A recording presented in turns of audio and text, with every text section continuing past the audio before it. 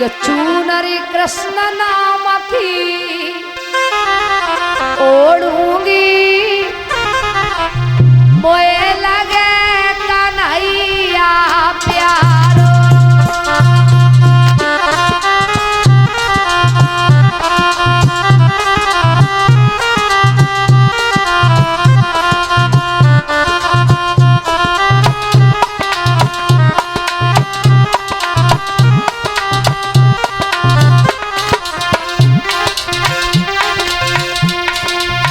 चूनर कृष्ण नामથી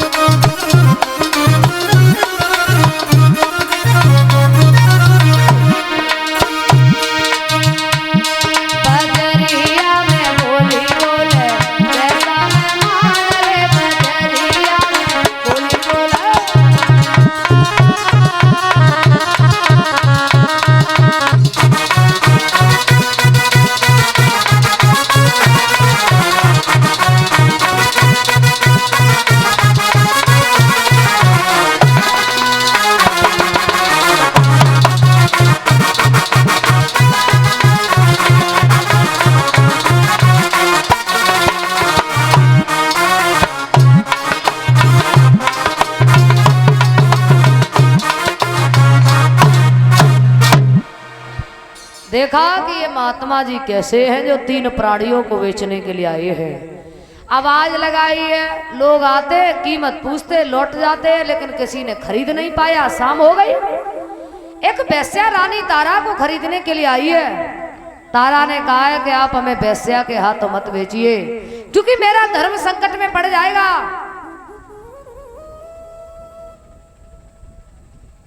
कहा कि तनी धर्म की पड़ी थी तो वही पड़ी रहती, यहाँ तो कोई भी खरीद सकता है?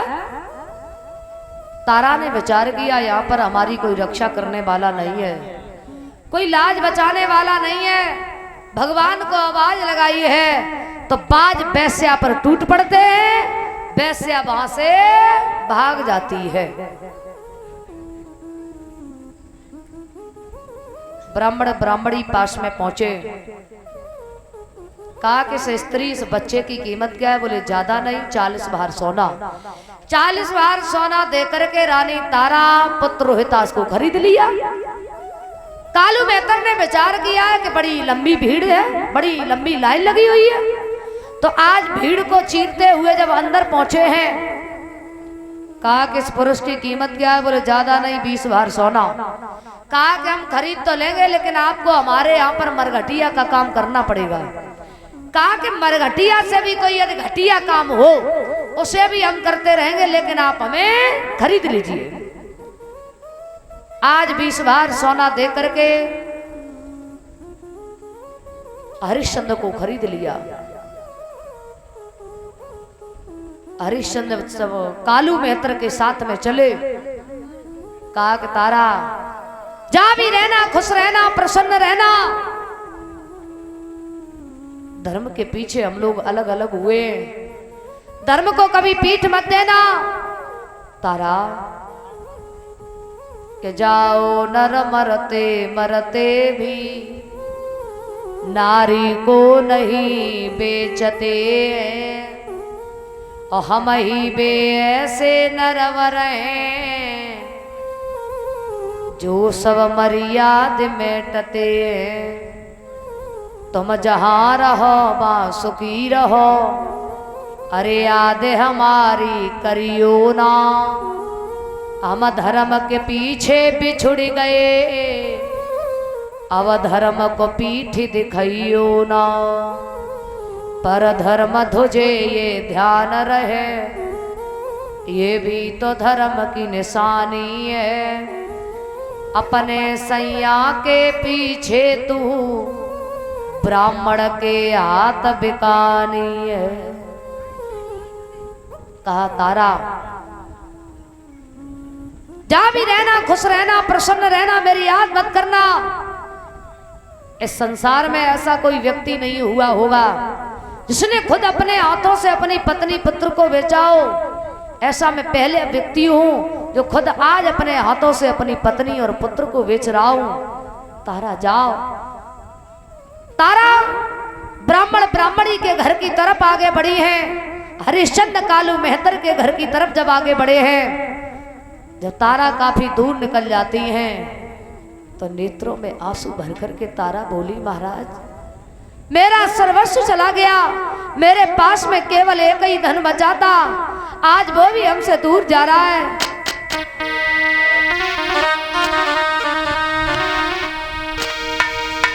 कि जरा ठहरी जाओ तो फिर क्या नहीं है, क्योंकि अभी हमने जी भर के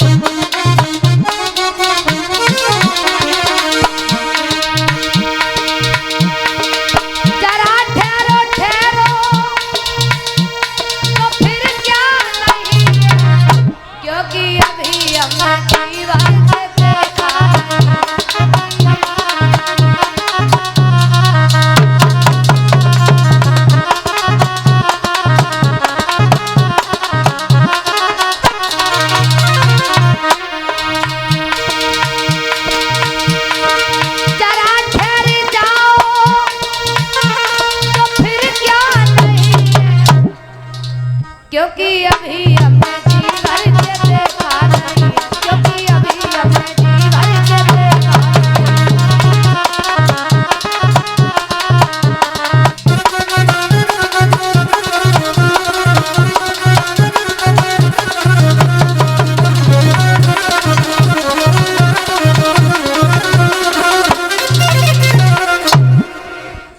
और ये 500 रुपये भिजवा रहे हैं गोलू नगला मनी, उनकी तरफ से 500 रुपये हमारे पास में आए हैं।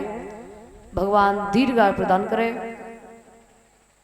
सतबुद्धि प्रदान करें, प्रभु से यही कामना करती हूँ।